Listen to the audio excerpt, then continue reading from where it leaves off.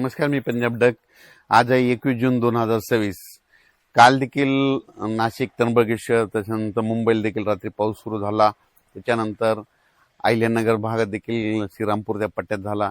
पण राज्यात आज 21 जूनला मात्र आज मात्र बऱ्याच भागामध्ये जवळपास सुरुवात होणार आहे. आज सर्व दूर महाराष्ट्रात सगळीकडे नाही पडणार, फक्त आज सुरुवात आहे. आता उद्यापासून 22 जून पासून मात्र सर्व दूर पाऊस व्हायला सुरुवात होणार आहे, म्हणून हा अंदाज सर्व शेतकऱ्यांना लक्षात. मग 22 जून पासून तर डायरेक्ट 2 जुलैपर्यंत, 22 जून ते 2 जुलैपर्यंत राज्यात सर्वत्र सगळीकडेच पाऊस पडणार आहे, म्हणून हा अंदाज लक्षात. आज फक्त राज्यामध्ये ठिकठिकाणी सुरुवात होईल. हा आजचा पाऊस म्हणजे सगळीकडे पडणार नाही, आज फक्त नुसती सुरुवात आहे. पण उद्या 22 तारखेपासून राज्यात सगळीकडे पाऊस पसरायला सुरुवात होईल. राज्यात सर्व दूर मात्र उद्या रात्रीपर्यंत बऱ्याच भागामध्ये कव्हर करून जाईल.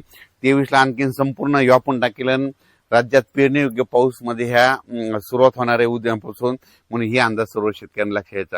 म्हणजे सांगायचं झालं तर आज फक्त निश्चित सुरुवात आहे.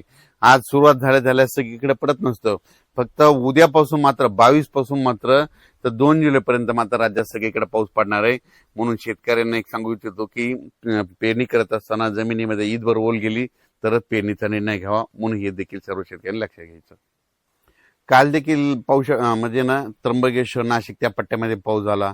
त्याच्यानंतर सिन्नरकडे झाला, त्याच्यानंतर अहिल्यानगरकडे श्रीरामपूर पट्ट्यात झाला, त्याच्यानंतर मुंबईला देखील पडला, कोकणात देखील बऱ्याच ठिकाणी चालू होता.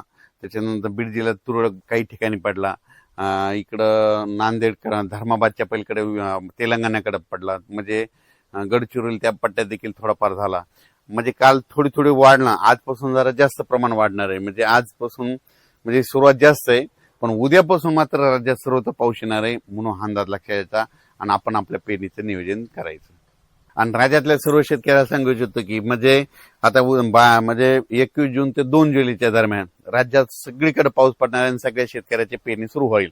पण परत शेतकऱ्यासाठी एक आनंदाची बातमी, हे जे म्हणत होते ना दुष्काळ, तर तुम्हाला सांगतो 2 जुलै राज्यात, जुलै महिन्यात 2 जुलै ते 20 जुलैच्या दरम्यान राज्यात अतिवृष्टी होणार आहे. म्हणजे ठिकठिकाणी अतिवृष्टी होईल आणि बऱ्याच म्हणजे जवळपास मग ती काय होईल, मुंबईकडे अतिवृष्टी होईल, नाशिककडे होईल, पुण्याकडे होईल, इकडे उत्तर महाराष्ट्राकडे होईल. मग त्याच्यामुळे काय होईल, जे छोटे छोटे तळे आहेत त्याच्यामध्ये मात्र जुलै महिन्यात मात्र पाणी येणार आहे, म्हणून हा अंदाज लक्षात. जायकवाडी देखील, जायकवाडीचे जे लाभ क्षेत्राचे उत्सव आले ती सुद्धा आनंदाची बातमी. जुलै महिन्यात काय होणार आहे, नाशिक, उत्तर महाराष्ट्राकडे जोरदार मुसळधार अतिवृष्टी होणार आहे.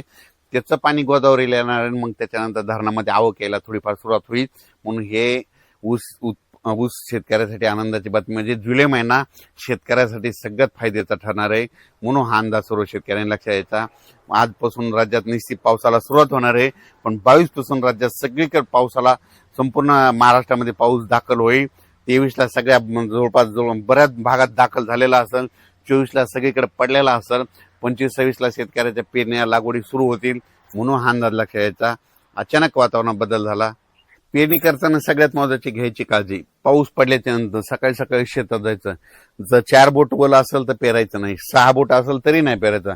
चांगली ईदभर ओला असेल तर तुम्ही पेरू शकता, कारण की राज्यामध्ये चांगला पेरणीयोग्य म्हणजे पाऊस पडणार आहे. काय होतं, पेरल्याच्या नंतर सरासरी पाऊस उघडत आहे, पण यावेळेस तसं होणार नाही.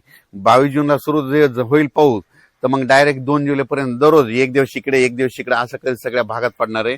म्हणून यावर्षी आता हे शेवटच्या आठवड्यात पेरणीचं देखील चांगलं पोषक वातावरण राहणार आहे, म्हणून पेरणीची देखील सगळ्यांनी तयारी ठेवा. धन्यवाद.